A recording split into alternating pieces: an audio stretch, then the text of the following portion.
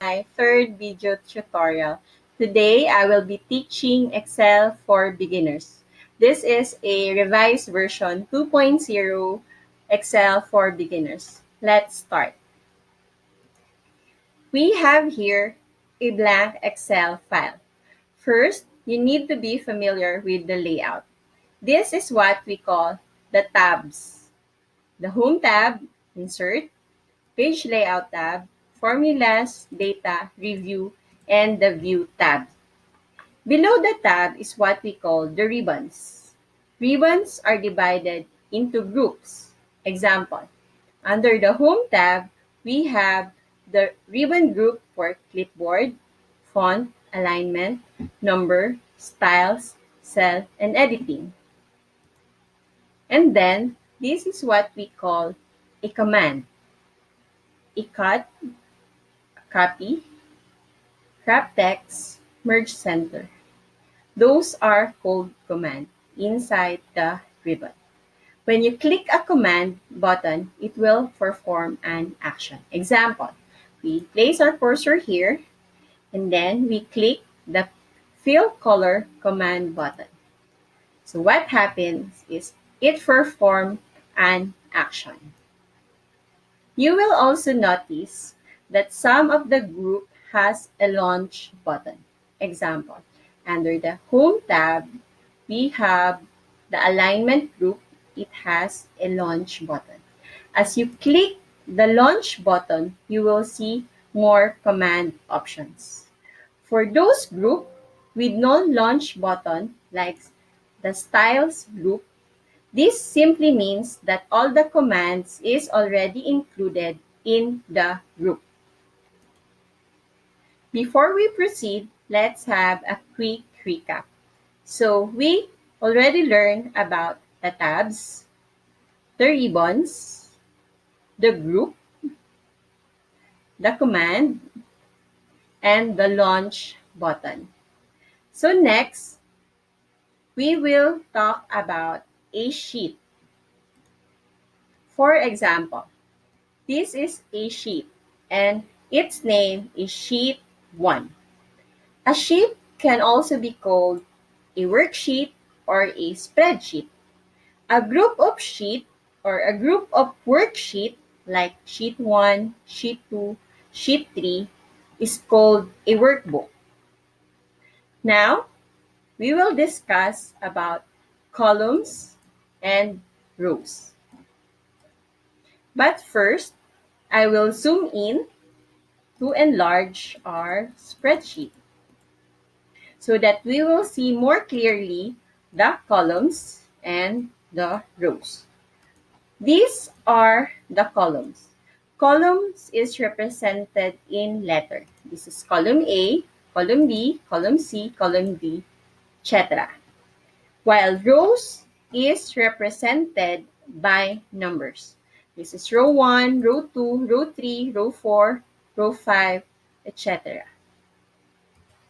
Next, this is a cell. A cell, an intersection between of a column and a row is called a cell. Example, this is C8. So the cell name is C8. And as we move here, this is called F2. So the cell name of this one is F2. We also have a range. A range is a group of cells. Just like the cell, a group of cells has a range name. Example, we start from the upper left. So this is D3 to the lower right. This is H9. So we read this range name D3 through D9. And as we type this range, we type in as D3 colon H9. The symbol for through is colon. So we read it it as D3 through D9, but when we write it as D3 colon D H9. H9. Let's have our second recap. So we learned earlier about the group, the sheet, the group of sheet called the workbook. We also learned about the columns and the rows. And we also learned about a cell name, and a range name. Next, let us delete it first. So, below the ribbon, we can see the name box. This is a name box. Example, we have here D6. D6. So, we have a cell named D6. The cell name can be seen in the name box. The next to the name box is the insert function. When you click it, you will see list of function. Example, VLOOKUP, SUM, SUMIF, and others. Next to the function is what we call the formula bar. Let's delete it first. So, the formula bar is where you can see the data that you inputted in a specific cell. Example, I have here my name and my birth month. So as I position my cursor, you will see that the data in this cell can be seen in the formula bar. Example, I move my cursor here. So you will see that the data in this cell can be seen in the formula bar. And at the far left of the formula bar, you will see this icon. As we click this icon, this one, you can expand or collapse the formula bar. You can also adjust the formula bar.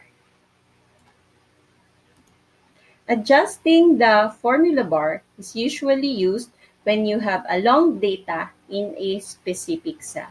Example, here we cannot see the text in the cell because it's too wide. So for us to be able to read the data, we need to expand the formula bar. So like that. Next, we will be discussing this thing. Here, you can drag or slide this up and down to move the row. So, by clicking this icon, this one, you will move one row up.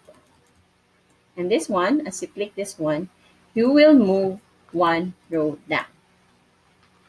Here, you can also drag or slide to the left or to the right to move the columns. We click here to move one column to the left, and we click here to move one column to the right. So by simply dragging this one, we are moving our rows, and this one, when we drag this one, we are moving the columns. Next, we will talk about Select All button. This is the Select All button, the above the row 1 and before the column A. So this is the Select All button. When you click this, the whole sheet will be highlighted. So let's click it. So this means you are selecting this file. So we also have a shortcut for select all.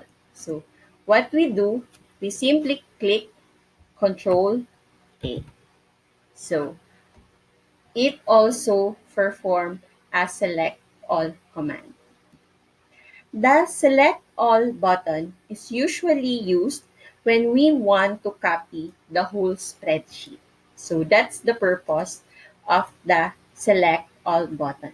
But when you need only to copy part of the spreadsheet, you just need to highlight the specific group of cell that you want to copy. So that's the difference between the select all button. Next, we will be discussing about the Microsoft button. So here, this one, this is called the Microsoft button. As you click it, it contains commands such as new, open, save, save as, print, and close. And to see everything else you can do with your document. You can also see in the Microsoft button the recently opened documents. Also, you can see the Excel options and the Exit Excel. You can also right-click the Microsoft button. So let's try. So as we put our cursor in the Microsoft button and then we right-click, we will see three options. So we have the Customize Quick Access Toolbar, the Show Quick Access Toolbar below or above the ribbon. And this is, the last one is the Minimize or Maximize the ribbon. So next, above the tabs, you will see the Quick Access Toolbar. As you click this button, you can customize the Quick Access Toolbar. Here, you can choose your frequently used command. Example, so the print preview, the open, the save command. So example, let's put our print preview command. So this included in our quick access toolbar. We decided to put the print preview in our quick access toolbar because example, we usually print our file and we always want to see the preview before the printing. So it's best that we put the print preview in the quick access file instead of doing a long way on how to go to the command of print preview. So when you don't include it in the quick access toolbar, you have to do several commands, several steps just to go to the print preview. You have to go to the page layout, then you go to the page setup, then you need to click the launch button and then you will go to the print preview. But when you put your command in the quick access toolbar, the print preview, you will just simply click the print preview and you will go directly to that command. The purpose of the quick access toolbar is for you to be able to go quickly to a certain command. Also, under the quick access toolbar is the show quick access toolbar below the ribbon. Example. So we click here. So what happened is that our quick access toolbar is located below, this is the ribbon below the ribbon. Then if you want it, the quick access toolbar above the ribbon, you just click it again and show above the ribbon. So that's what happened when we click the show above the ribbon. Also, in the quick access toolbar, we can minimize or maximize the ribbon. So you'll see, so we will minimize the ribbon. So we cannot see our ribbons, then we can maximize the ribbons. So minimizing the ribbon is usually done so that you will have a wider view of your spreadsheet, especially in accounting. You have more data and you want your data to be available in one view. But for this session, I choose to maximize the ribbon for our tutorial. So let's maximize the ribbon. Okay.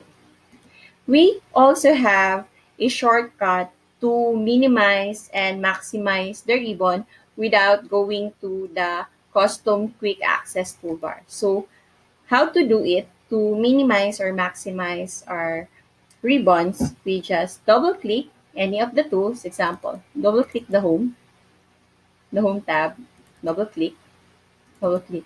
So it will automatically maximize or minimize the ribbon. So as you can notice, the data, as you right click your Microsoft button, the data, the three datas here can also be seen in our quick access toolbar. Next, let us discuss the status bar. So this is the status bar. To customize the status bar, let's right click in our mouse there. So you can check or uncheck the function that you wanted to perform, like such as average, count, sum, minimum, maximum, and all others. So let's have an example so that we will see data in our status bar. So we have here amount 1, 5, and 200. And as we highlight this one, so you will notice that in your status bar, there is data for average, count, and sum. So if you want another function to be like maximum or minimum, let's customize the status bar. So minimum and maximum. So you will see the 5 function in your status bar. So example, we move our cursor here. So we have a text data here. So you will notice that in our status bar, the only available function is count, because since this is a text data, you will not have a sum, a maximum, and a minimum, and an average function. So that's how the status bar works. So next to the status bar is the view shortcut. So here you will see a normal view, the page layout view, and the page break view. So this is a shortcut. The other way to go to this view is go to the view tab, and under the ribbon group workbook view, so you will see the normal view, the page layout, and the page break preview, which you can also be seen on a shortcut here in the view shortcut. Next to the view shortcut is the zoom in and zoom out. So we used it earlier as we zoom in our files for a better view of our columns and our row. So we just need to slide this one to the right to zoom in, so it will adjust and enlarge the size of our spreadsheet. And then when we slide it to the left, it will zoom out and decrease the view. We can also use the minus, this one, to zoom out, and the plus symbol to zoom in. So that's the different ways how you can zoom in and zoom out your spreadsheet. Next, I will also be discussing another shortcut. So as we place your cursor here, example here, and then you do a example. So you place your cursor here and then you right click in your mouse or your laptop keypad, you will see list of commands. So this is also a shortcut. Example. So we choose the paste special. There. Choose the paste special. So we paste some data. So that's one way how we can have a shortcut on the paste special. That's the best way on going to the paste special than going to the home tab. Then you go under the ribbon of the clipboard and then you click the paste icon. Under the paste icon, you will click the paste special and then you will go to the specific command that you wanted to perform. So the best way and the quickest way to go to the paste special command is just go to your cell, right? Click, then choose the paste special command. Next, I will discuss the restore. This is a restore icon. The minimize, the maximize, and the close button or icon. So as you can see, you have a this icon here and another one here. So it seems that there is a duplicate of icon. But this icon here, so let's try restore window. So you will notice that this file has its own buttons and icons. At the same time, this another worksheet has its own buttons and icons. And we also have for the Microsoft Excel file, the restore, minimize, maximize, and control and close icon. So when we perform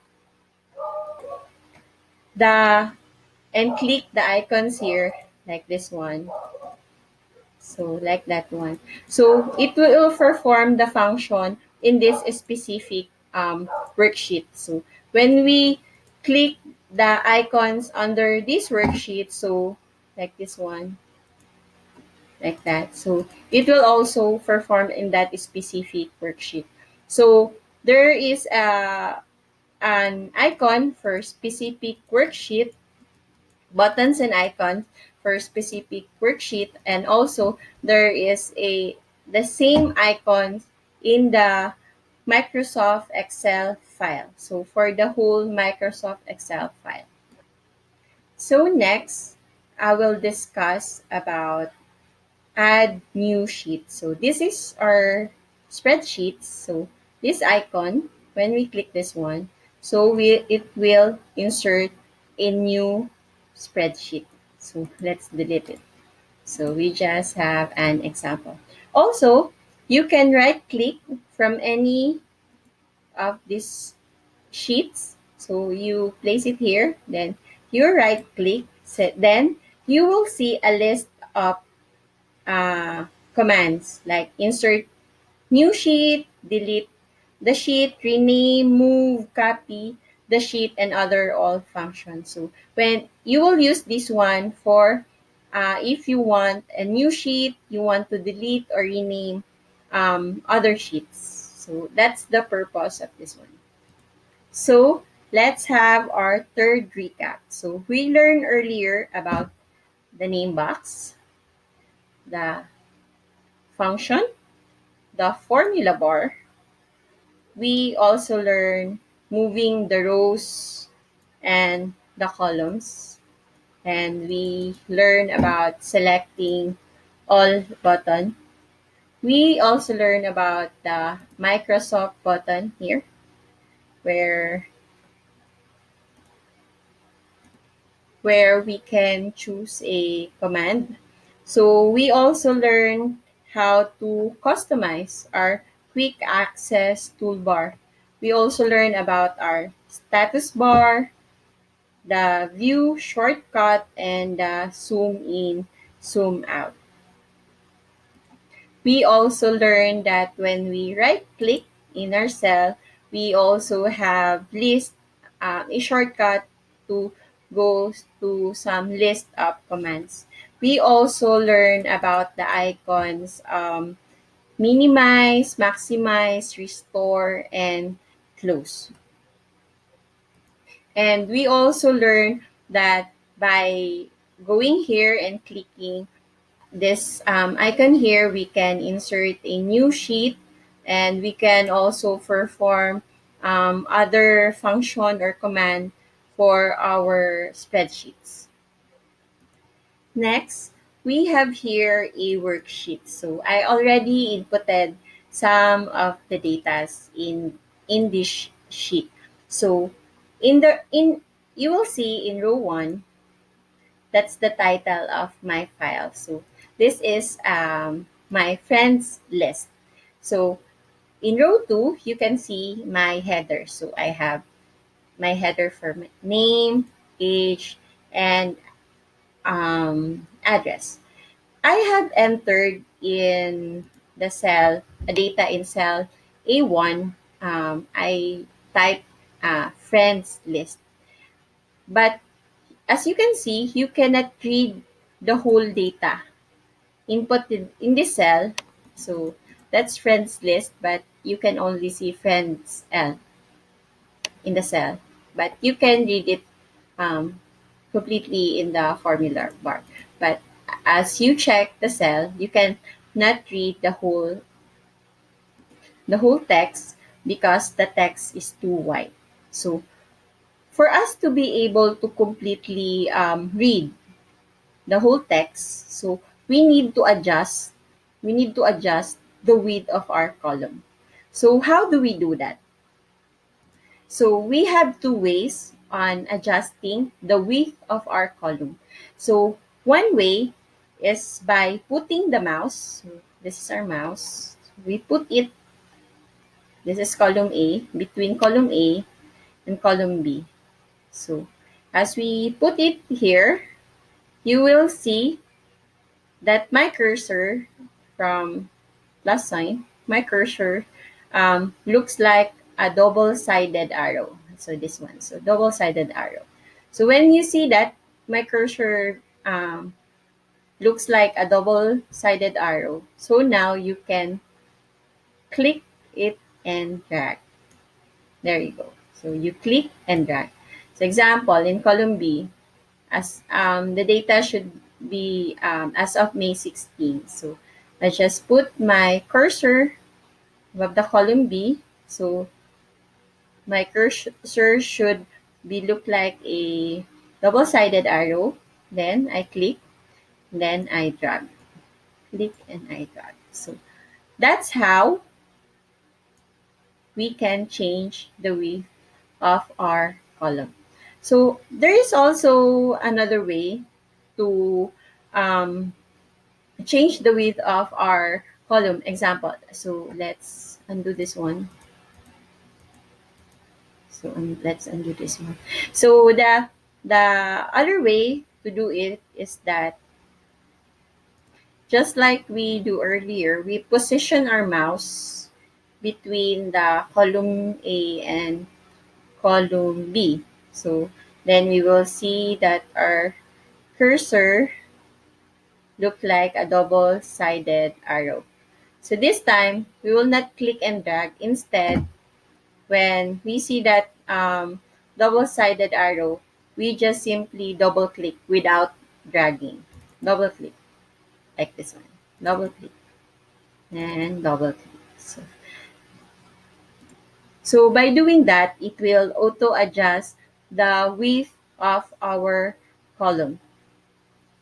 So we can also do that, not one column at a time, but we can do it for all our columns. Example, let's return it. So we highlight all our columns, column A, B to and C. Then we position our cursor that we will see the double-sided arrow. Then we just double click. So that's the two way on how we can change the width of our columns. So it does not only work on our columns, but it also works in our rows. So here, we highlight this one.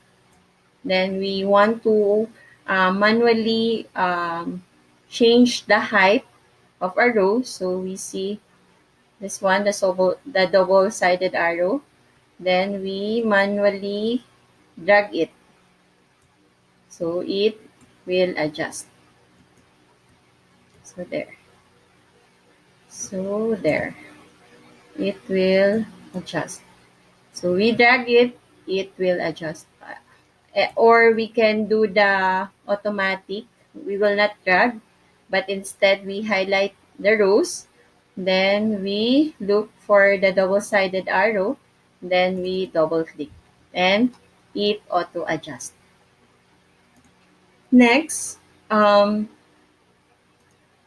will teach you on how to edit wrong data or for this example, wrong spelling data. So this one, we can read it as Marikina City, but the spelling of the city is erroneous. So when I go to that specific cell that I want to edit and I type Marikina City, so what you will see is that by inputting the correct data, the existing data is deleted. So when you type new data, it replaces the existing data. So if you want to perform just to edit the text in that specific cell, what we will do is that let's undo this one. So what we will do is that we will double click. So we go here, then we position our cursor on that specific cell that we want to edit, and then we double click. So as we double click, you will notice that you are inside the cell. So when you're inside the cell, that's the time that you will edit. So that's the way on how you can edit without deleting all the text that is already inside that specific cell. So there is also another way on how you can edit your text in that specific cell without double clicking that specific cell. So you just position your cursor in that specific cell that you want to edit. Example, let's take this one erroneous again. So this one. So instead of double clicking, you can go to the formula bar. So this is the formula bar. So you do your edit here. So that's the two way on how you can edit erroneous text without deleting the whole data that was inside a specific cell. Next, I will teach you about commands. The following are the most frequently used commands. I will show you 4 of the commands that you can use and you should know as a Excel beginner. So the first command is the freeze pane. So freeze pane. Under the view tab, so this is the freeze pane. So uh, here I want my header can be seen. This one can be seen above. And I want to see also my column A, the name of my friends list, even when I press the pane. So the best position to press the pane is here. So that when I press it here, I can still see everything that is above.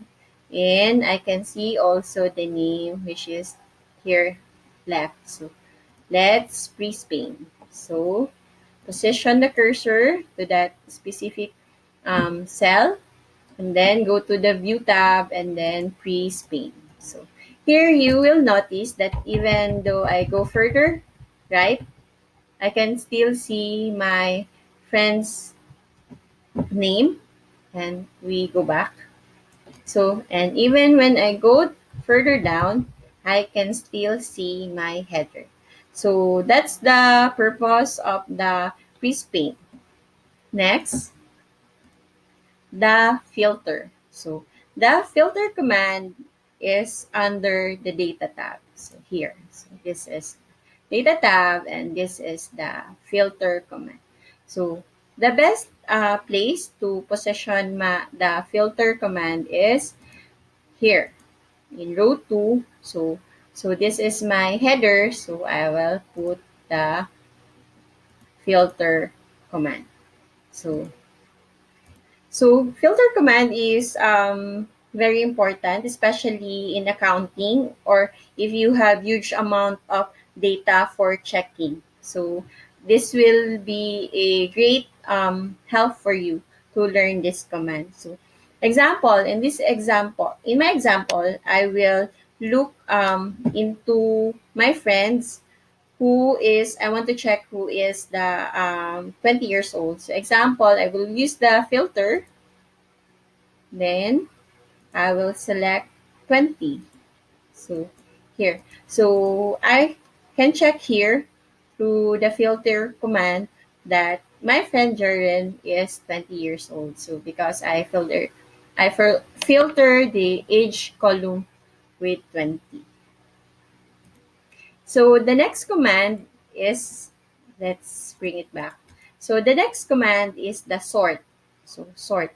So the sort command is under that data tab. So this is the data tab. So this is the sort command. So example, I will highlight the range that I want um, to sort. So example, I want to sort my friends according to age from the youngest to the oldest. So I just highlight the range, the cell range, and then I go to the data and then I click the sort. So since I want to sort it by age, so I will sort by age. Then the order is smallest to largest or youngest to oldest. So then click OK. So as you can see, my friend Harry and Jen, the, my two friends who among are the youngest, and me and Jack, my friend Jack, is the oldest, 30 years old. So I can also do a sorting on the name. Example, I will highlight again the cell range. Then I will sort the name alphabetically. So I sort by name and then alphabetically A to Z. So there. So just highlight the cell range that you want to perform the sort command and then click the sort command through the data tab. The last command that I wanted to share with you is the highlight duplicate values. So we want to we want to color those with duplicate values. So we can see the duplicate highlight duplicate value under the home tab. So here, the home tab under the ribbon of conditional formatting. So let's click first. So we want to check who among our friends with the same CP address. So I will click the column C because I want to perform a command of highlight duplicate values, and then I click the column C and then I go to the home tab, conditional formatting, highlight cell rules, then duplicate values. Then okay. So as you can see, I have two friends who have duplicate value. So I can see here that two of my friends are from Marikina, Grace and Sheng.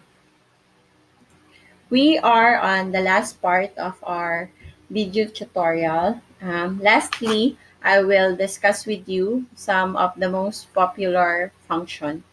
So let's delete first the conditional formatting. There.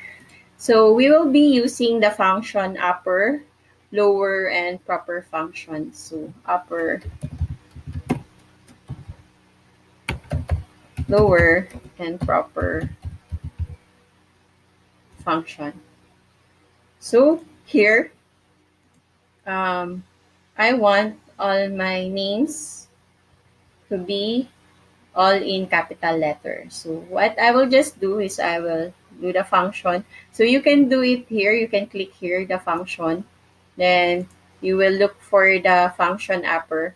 But as a shortcut, we'll just type equals upper. You will see upper, function upper. Then double click the upper function. Then it will open parenthesis. Then you click to the text that you wanted to be converted to all caps lock. So just click it and then close. So you will see that my friend Chris converted all the letters on the text of her name into a capital letter. So we just copy it all. So you will notice that all this, all my friend's name is in capital letter. So next is the lower.